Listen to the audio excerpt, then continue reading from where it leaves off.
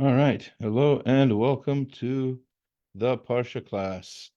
Parsha Lecha 5785. Really happy to know that people are listening and we're learning Torah together.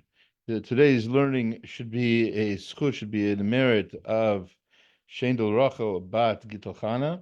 Should have healthy um, delivery and only hear good news for her and her family. The Parsha is Lech Lecha, as we said before, and in it we are finally introduced to our forefather Avram.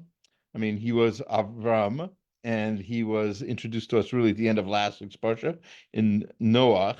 But as many of the commentaries explain, and I think Rav Hirsch says it very beautifully, once Hashem in his Torah is done with the story of how he created the world and how he supervised the creation, now the rest of the Torah is going to be how Hashem supervises history. Completely different science, really, a whole different subject in even in school. So we started off with the science of how the world was made, and now we're talking more about and maybe even the sociology and maybe the basic anthropology, whatever you want to call it. And then now we have real like history, like how nations and cultures are created, etc., and how Hashem really supervises all of it and makes sure that things are done correctly. So, with no further ado, we're going to get into the parsha. As we know, we've talked about in previous years, Avram is told by Hashem to travel, to go with his family and travel to Eretz Canaan at the time, which also known as what we call today Eretz Israel. And he takes with him his wife Sarai, and they've been married for a very, very long time. And they're about to enter the land of Egypt when the leader of the land, Paro ostensibly, basically wants Sarai as his wife, and as such, Avram speaks to Sarai and tells her not to mention that she is already a married woman, because he seems to be concerned. He seems to be afraid that he will be killed and Sarai will be taken as a wife anyway.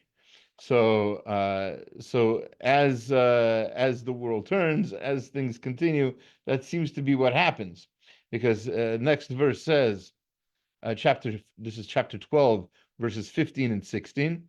It says, "V'yuro ta Sarai Paro." The Sarai of Paro, the workers, the what are they? The courtiers of Paro see her. V'halu ota el Paro. They praise her to Paro. They say, "Oh, wow, this beautiful woman just came into our land, right?" V'tuka ha'isha beit Paro, and they went and they took her. They grabbed her and basically kidnapped her into the palace of Paro. Well, Avram hativ bavura, and for Avram was benefited because of this. They assumed that she was, not assumed, she told them that she was a sister, etc. And so they decided to pay him off for this benefit of stealing his sister, ostensibly. Vehi lo tzon uvaka v'chamorim v'avadim shfachot v'otanot ugmalim, and they gave him sheep and oxen and donkeys, male slaves, female donkeys and camels, everything. Just he's set up, and from this point on, by the way, Avram is a wealthy man. He's a man of means. He will from this point on in the rest of his story, for the next few parshiot that we have him, he's never a poor man. He's going to be lacking something in lacking a son, but that's going to be taken care of in next week's parsha as well, as we shall see. The Gemara in Bava Metzia says an interesting thing. So using this verse, the Gemara in Bava Metzia, Nun Tet Amud Aleph, so 59a, has a discussion of Amar Rabbi Chalbo. Rabbi Chalbo says, "Li'olam yehei adam zachir bichvod ishto." Person should always be careful to make sure that he respects his wife. Why? She'ein bracha mutsuya b'toch beito shel adam ele b'shvil ishto. A blessing, bracha, only comes to a home because of a person's wife, and so he should give her a lot of respect, because if she's happy, she'll stay in the house, and the house will have bracha. Shenamar, as it says, this verse, Ula Avram heiti bavura, and to Avram was benefited because of her, as we said.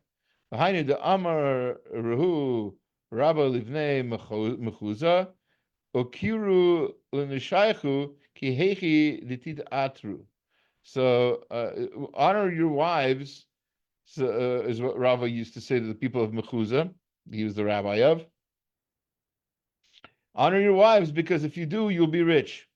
You'll be rich, as we saw that when because of Avram and Sarai, and because of their love for each other, and because of how they took care of each other, Avram was benefited, and indeed he became rich thanks to her, and because of her behavior.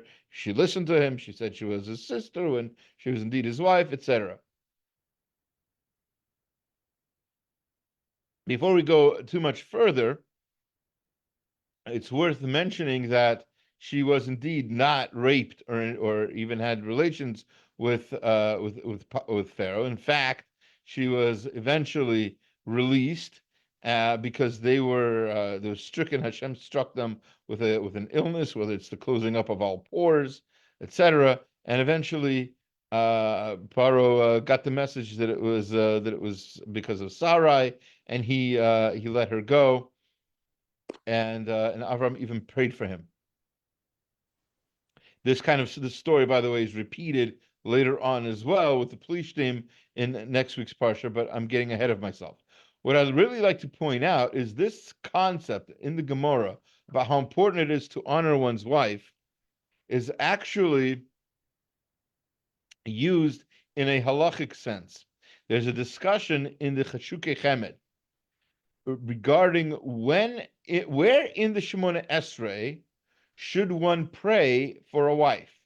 In other words, there are single men, and when they're single, they should be praying for what they want. And one thing that single men want would be a wife. So where in what bracha of the 19 blessings of the Shemona Esrei, where should he insert the line, "Please God, help me find a wife"?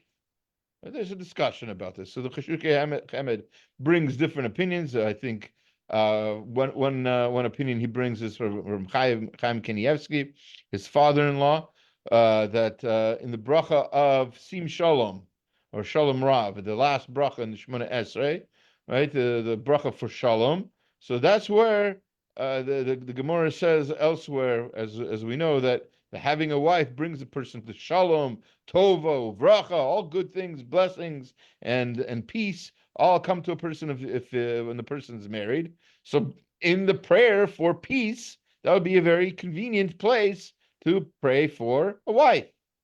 But there's a little bit of a problem. What's the problem? Problem is, halachically, the Gemara says in Brachot that you're not supposed to insert any personal prayers in the first three and in the last three of the brachot of the Shemona Esrei. So that's 3 and 3, that's 6, and there's 19 altogether. That means, as you guessed it, 13 middle brachot are where you can add anything you want. You want to, you have the prayer for refuah, you have somebody's name you want to mention, who you should have refuah shalema, so that's where you put that in.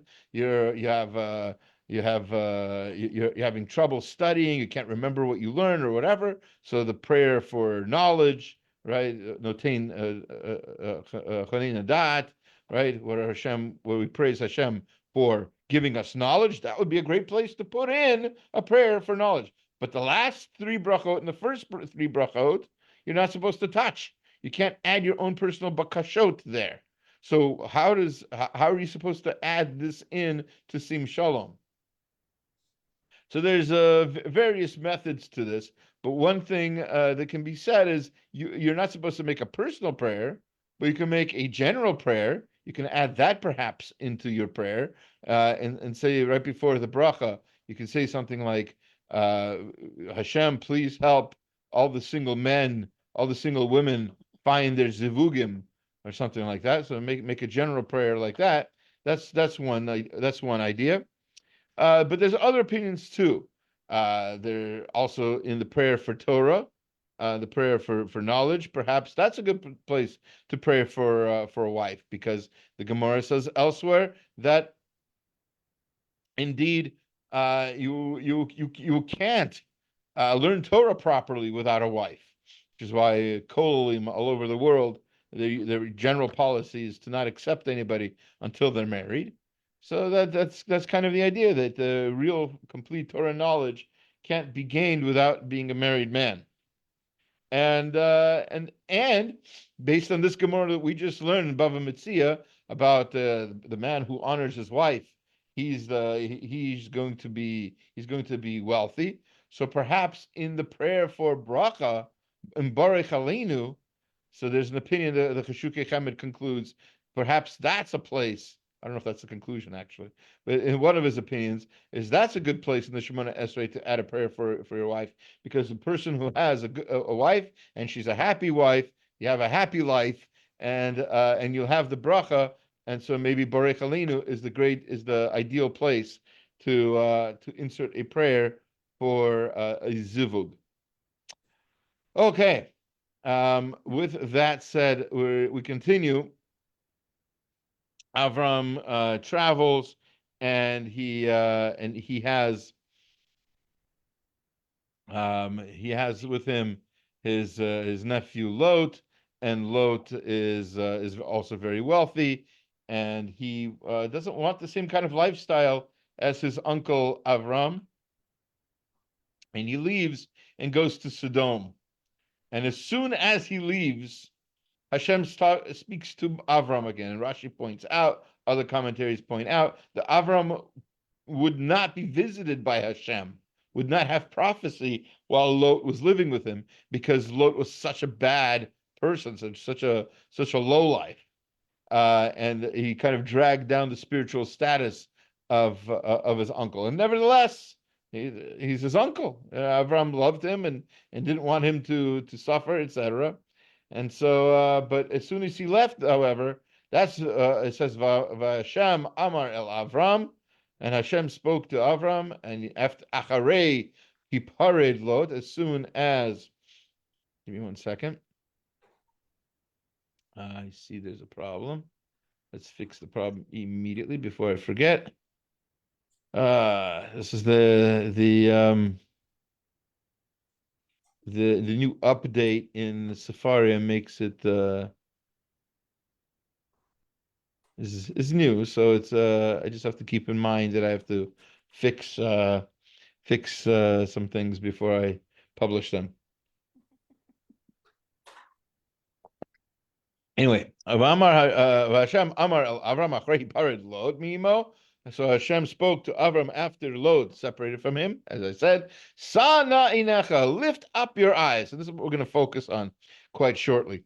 Sa na'inecha, lift up your eyes, and see min hamakom asher ata sham tzafona v'negba v'kedma v'yama.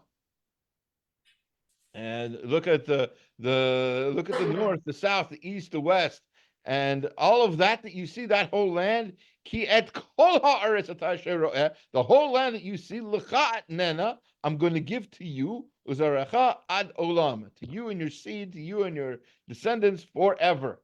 And that's how, this is the verse, one of the verses, where it's very clear Hashem has given us the land of Israel for us to have. Does not mean, by the way, obviously, if you look historically, does not mean we will always live there, because we didn't.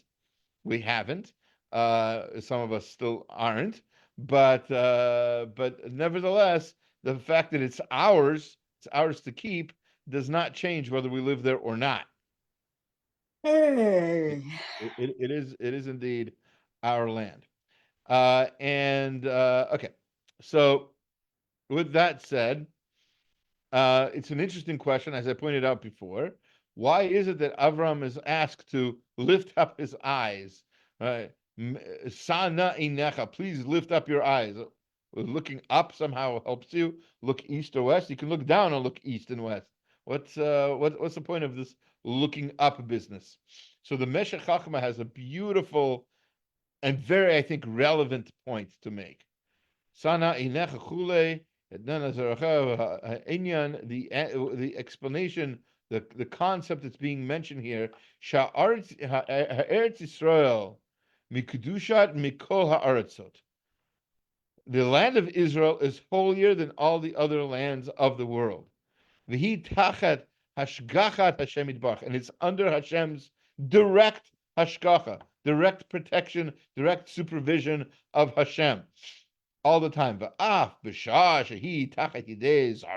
And even when it's under the control of the Ottoman Turks or the Muslims or whoever's in control of Israel does not affect, is what he's going to say. Lo batla kedushata.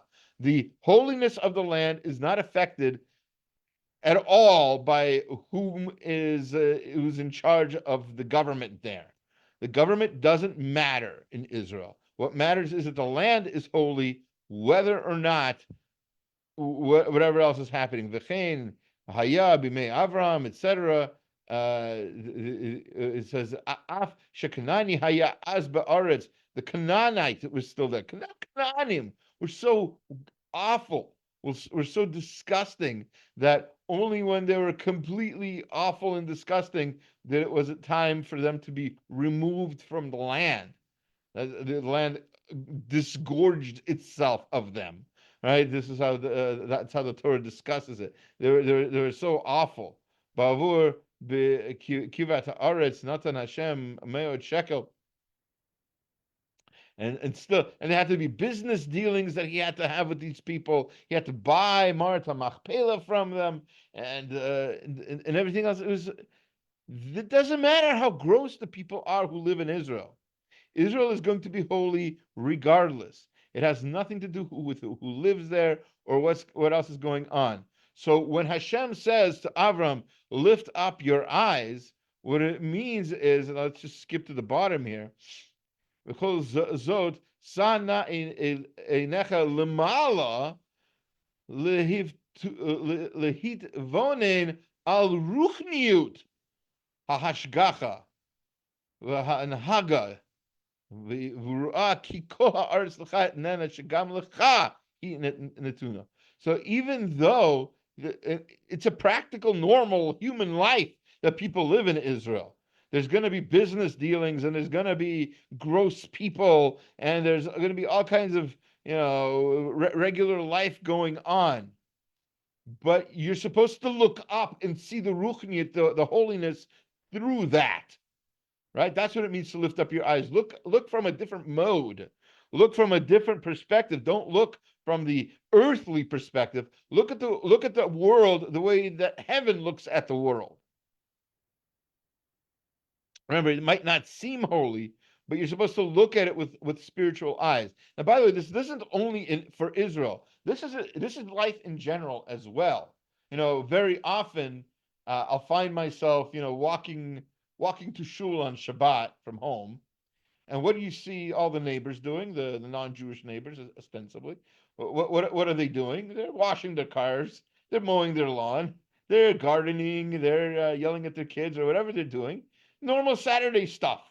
That's what you do on a Saturday. That's what Saturdays are for them, right? This is why our cars are dirty, because we don't have time to wash our cars, right? So, right? But the point is, how am I supposed to feel spiritual while I'm walking past all the sprinklers and all the dogs barking and everything else? The answer is this: Sa na inecha. Look up and try to see the world from heaven's perspective, from the spiritual perspective. That's what it means. It could be that all life is normal and hubbub and hackneyed and everything else. But our job in this world, sometimes our job is to be involved in the world. Right? Sometimes we have to wash our cars too, right? Before Pesach, right? Once a year. No, the truth is we also get involved in the day-to-day and the grind. We also have to wash our dishes and go shopping in the supermarket and things like that. But we can do it through a spiritual means. In other words, not through spiritual means, physical means, but through a spiritual perspective. That's the word I'm looking for, right? You can look at you can look at, and you're holding a salmon in the supermarket you're about to buy, right? And you're thinking, everybody else is buying salmon. I'm also buying salmon. How am I different from my neighbor? The answer is, well, I'm buying salmon. I'm making sure it's kosher. I'm buying salmon. I'm going to cook it for Shabbos. Whatever. I'm going to do holy things with that. When I eat it, whether it's Shabbat or not, I'm going to make a bracha on it. I'm going to make a bracha rishona, bracha acharona. I'm going to make sure it tastes good and that it's healthy. And I'm eating it so that I can perform Hashem's mitzvot and not just to gorge myself. Right. So all of these are philosophies that we can have as we go through our normal day-to-day grind, our day-to-day life, and that can make it holier. Sana Einecha is an important message for us always, especially in Eretz Yisrael, and especially for times when things seem to be just a regular, oh, what happened in the news, what happened in politics. None of that really matters. What government, as we said before, what government is in charge of Eretz Yisrael doesn't matter. Who the defense minister is doesn't matter. What matters is that we look from a holy perspective, that the land is holy. And we can only do that and see that if we look, like I said, through different vision, through a spiritual vision.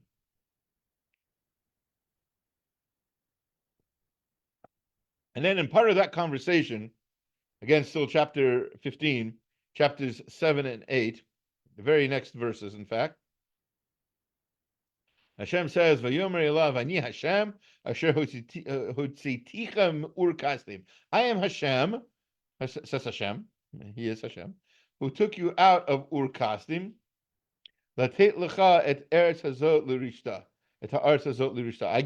I'm giving you this land as an inheritance. Now, this is an important word, l'rishta, from Yerusha, from an inheritance. Vayomer Hashem. And then so Avram responds to him, responds to Hashem, and he says, "Vayomer Hashem, Elokim, b'ma eda ki irishana." How do I know that I'm going to have it? How am I going to know that I'm going to inherit it? Now, this is a very big problem. A lot of commentaries point out that it's a pella, it's a wonder. How can Avram, the first believer in one God, the one who traveled around the world, traveled around his known world to try to convince people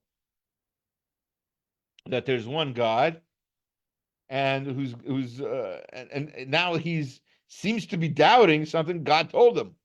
God said, "I will give you this land."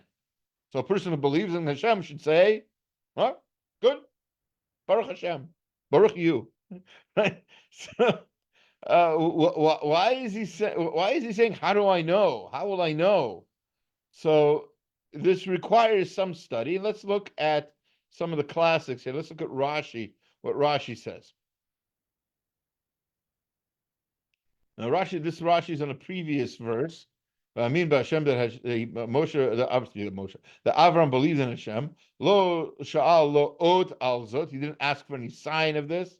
Aval al Yerushat ha'aretz sha'al lo ot va'amar lo b'ma eda. It's only regarding the inheritance of the land, whatever that means.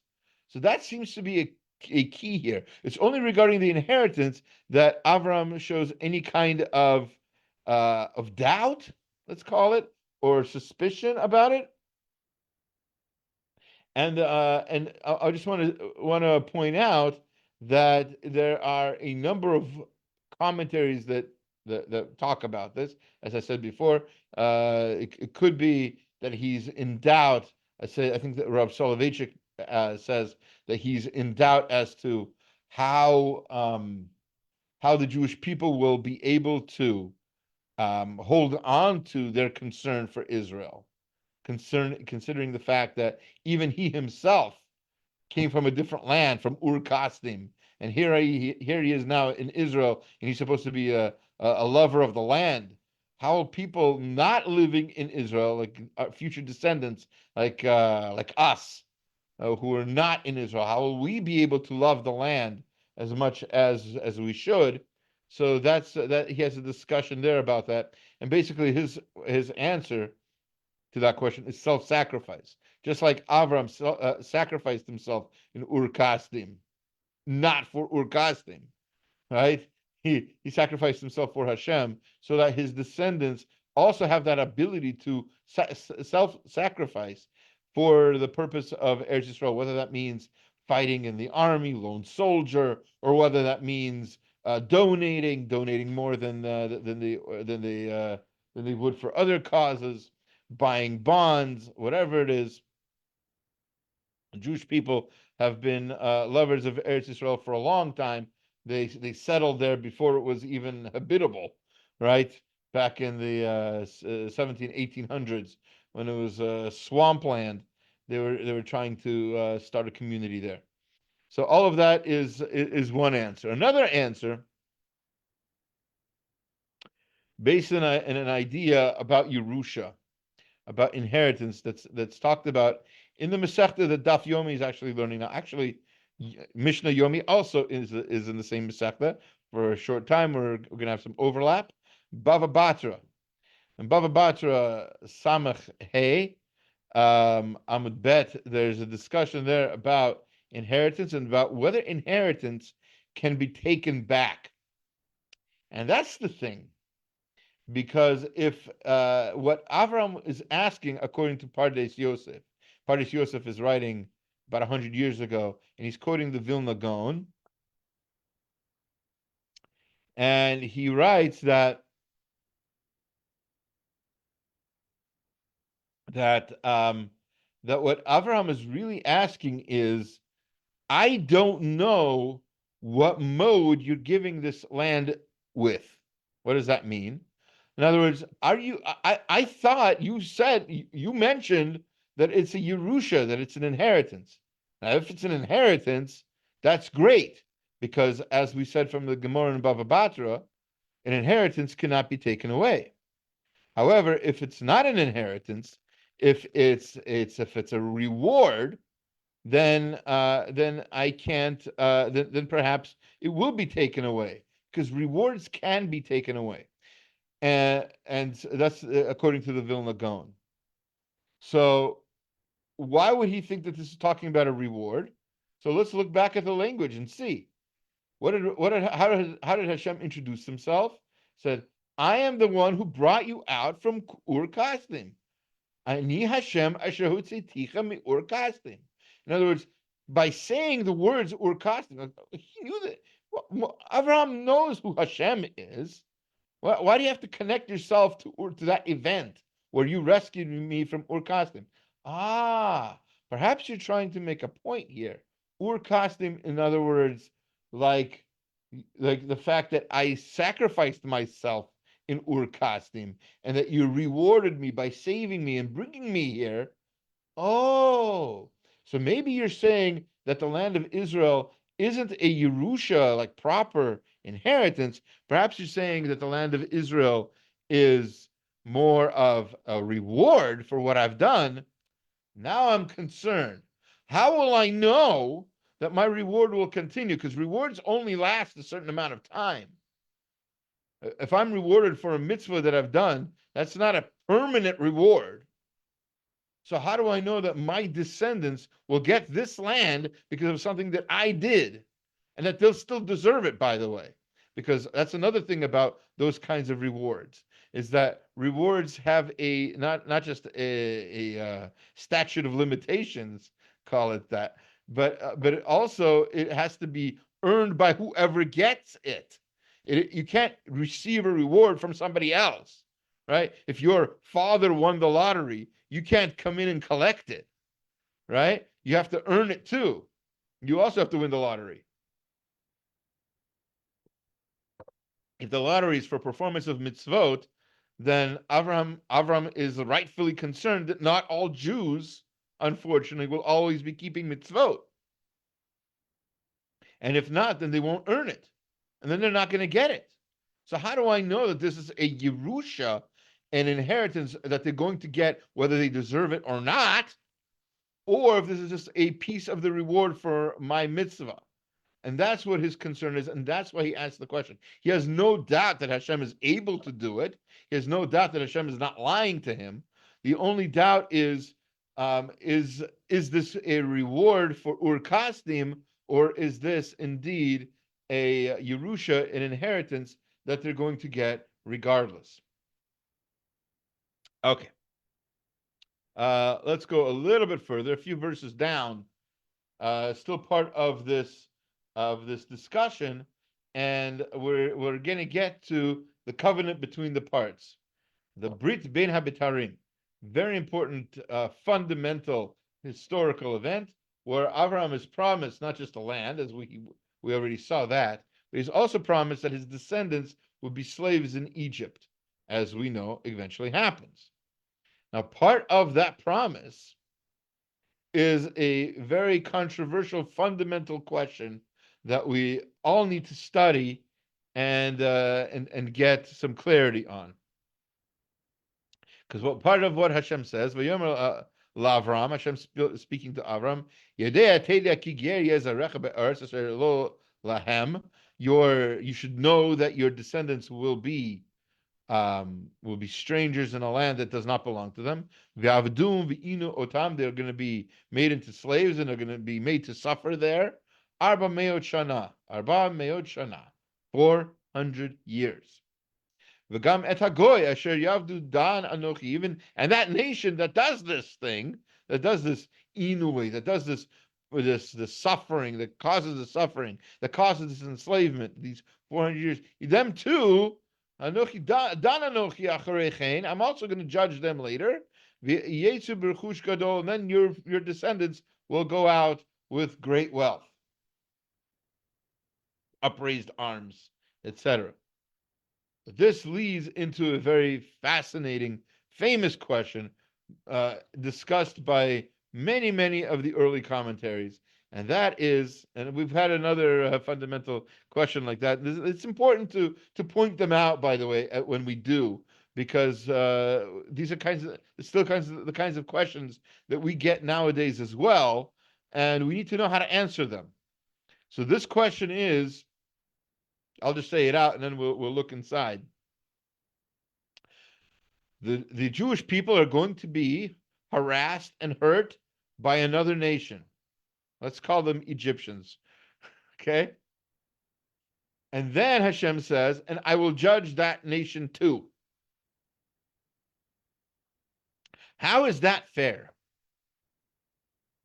It sounds like Hashem is saying, he's like playing a game of chess here. My queen will eat their rook. Ha ha ha. And then that queen is going to get taken by a pawn too. Ha ha ha ha ha. So it sounds like it's like God seems to be manipulating things for his own amusement, as God forbid, as the Greeks would have it with their pantheon. So what's happening? How do we understand this? So let's look at the Ramban for a beautiful answer. He's going to quote other people as well. So that's one of the reasons, one of the great reasons to quote the Ramban whenever we get a chance, is because we'll have a nice sweep of different opinions to begin with, and then he'll give his own opinion as well. V'gam lirbo dalid malchiot.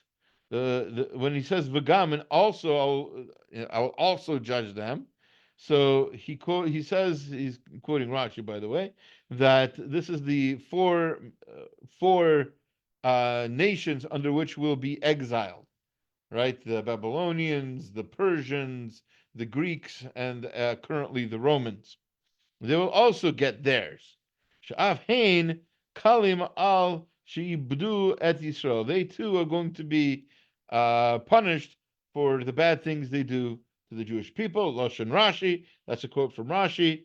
Al derech pshat, on the simple explanation, Yom HaKasher danti et benecha begalot v'inui al avon asher chet. Hashem is saying that He's going to punish them based on their behavior, right? Gam et hagoy asher yavdu adin al hachamas asher yasu lahem. I'm also going to judge this people. In other words, also the Jewish people will be punished for what they've done by being placed into the hands of these four nations. That's how Ramban understands this Rashi. But it seems to me the correct thing is ki tam hagam. This gam does not refer to the four nations. Afalpi shani gazarti al zarecha v'liot gerim be'eretz asher lo lahem v'yavdu inu utam. Even though they have been chosen to be the nation that fulfills this prophecy that of you being oppressed in another land. Afalpi kain I'm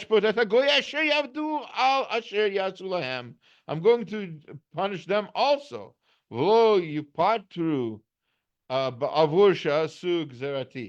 will not be off the hook just because they're doing something that I decided that you deserved.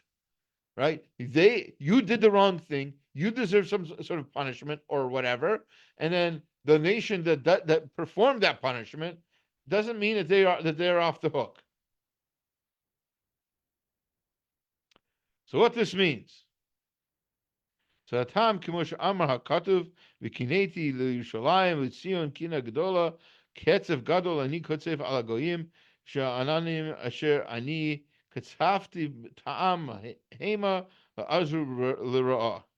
So the reason that they're going to be punished is because of this verse in the beginning of Zechariah, which says that Hashem became jealous for Yerushalayim and Zion, and he became angry at the other nations, and because of that, Omer Katzafti al Ami Hilalti Nachalati, and he became angry at his people who weren't behaving the way they should. The same thing is true for the Egyptians who decided on their own, right? Each individual Egyptian decided on his or her own to hurt the Jewish people more than they were decreed.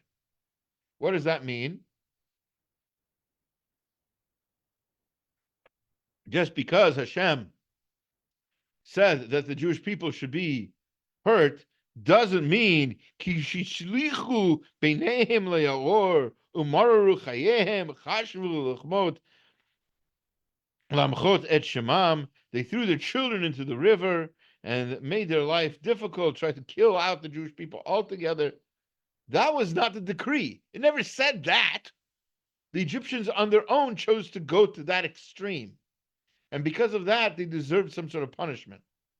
Yes, indeed, they did what they were supposed to do at some point, but they did more than they had to do, and by that they deserved some sort of punishment.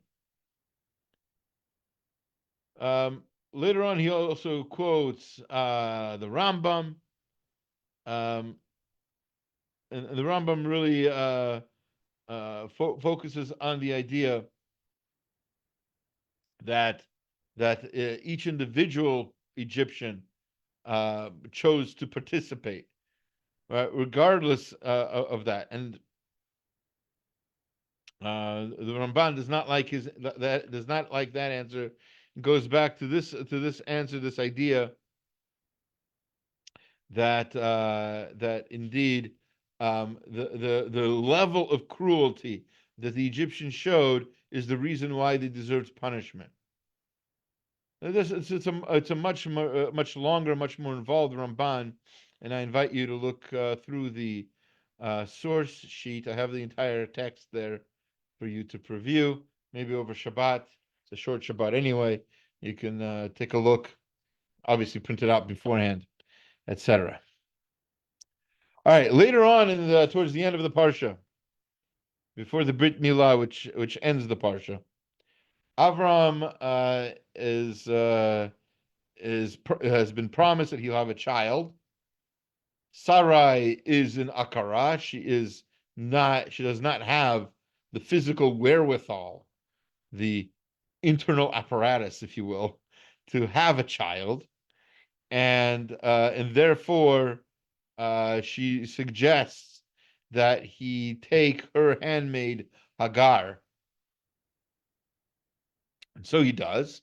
In chapter 16, verses 4 through 5, says, Ve'avo el Hagar, v'tar v'tere ki harata v'takel gvirta be'eneha. He had relations with Hagar. She indeed conceived. She became pregnant. And then when she saw that she felt superior to Sarai, and Sarai's respect became lower in her eyes. The V'tomer Sarai el Avram. Therefore, Sarai has a conversation with Avram. She says to him, Chamasi alecha, you've hurt me. Anochi natati shivchati, I gave you my maidservant, b'chekecha v'tera ki harta v'akel be'enecha yishpot Hashem be'ini uveinecha. And because she saw that she is pregnant and that I did not get pregnant, I have my esteem has been lowered in before her, and Hashem should decide between me and you. This is Sarai speaking to her husband. This is a bona fide family fight, right, between Sarai and Avram. Right?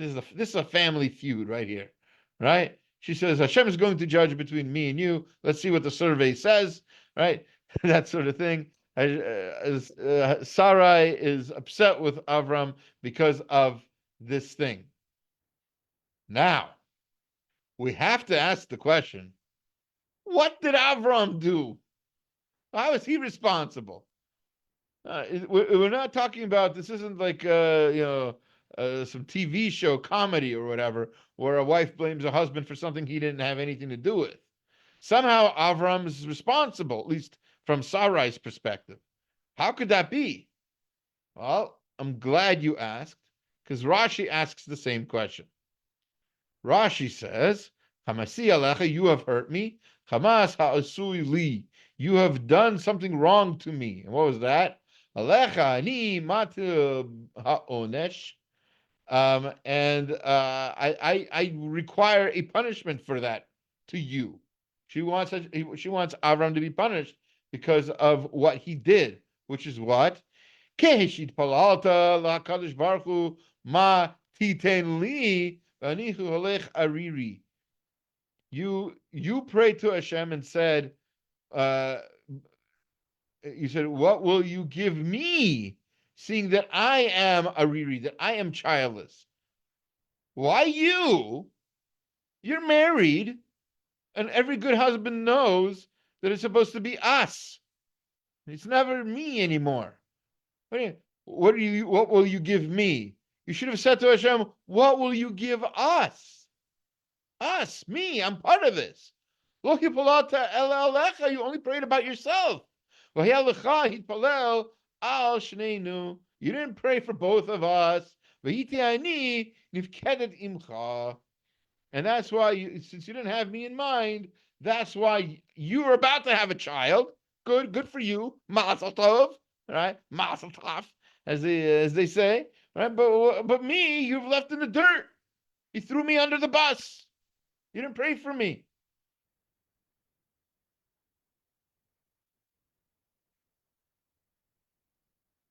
All right. That's a pretty strong argument. But is it? In other words, it wasn't really a prayer. Avram was just speaking to Hashem. What did he do really wrong? He didn't say, Hashem, ignore Sarai, make me, give me a child. No, he said, in a conversation, in context, what was going on? Avram was told by Hashem that Hashem is going to give him land, is going to give it to him and to his descendants, and Avram says, "But I'm childless." That wasn't the place to say, "But we're childless. My wife's foot hurts us."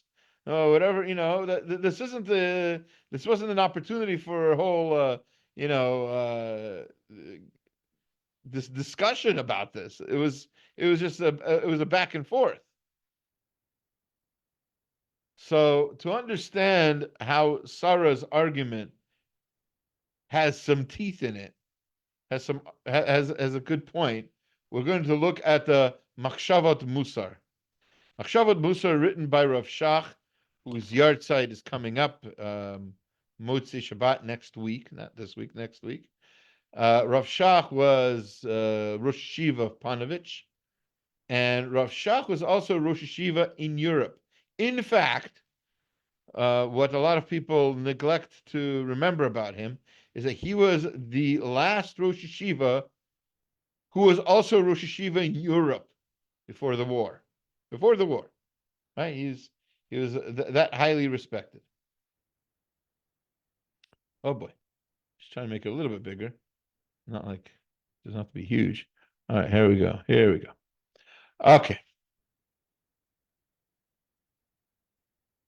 So the title of this essay is Miniat HaTefilah Hi Kichamas.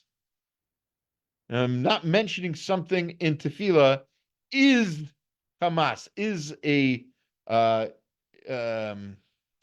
what's the right word? Is a way to hurt somebody.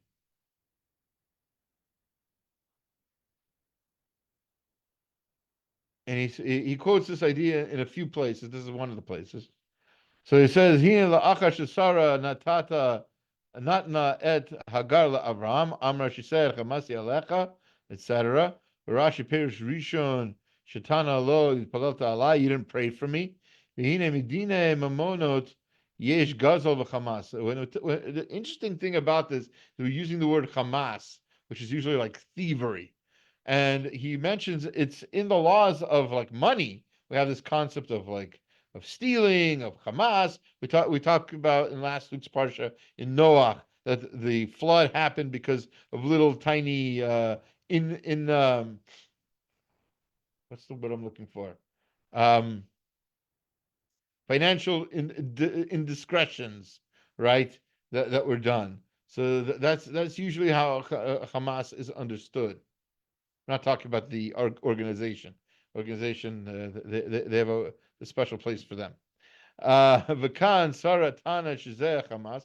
How is Sarah bringing in that him not praying for her is thievery of some sort, right? Madua inyan zeh shelo palel nikra Hamas. Why is not praying for somebody a Hamas? Hare lo lakach uma el she'ein modedin lefi hamushugim mashalanu. This is crazy. El b'muskim shel Hakadosh Baruch Hu bara et ha'olam heitiv im briotav v'munach b'zeh litpalel al hasheni, because Hashem created the world, and Hashem created tefillah, and part of tefillah is to pray for someone else. V'sara tana la'Avram Avinu shetzarich litpalel alai. What she's saying to him is not necessarily that you didn't mention me in that particular conversation. That's just an example that Rashi brings. You didn't pray for me. How could you not pray for me? You have that ability. Everybody has that ability. You know people who need prayers. Why aren't you praying for them? That's what it's for. That not withholding that is Hamas. That's thievery. You're stealing their lives. You're stealing their opportunity. You're stealing their happiness. You are, by not praying for me, you are stealing from me. is what Sarai is telling Avram.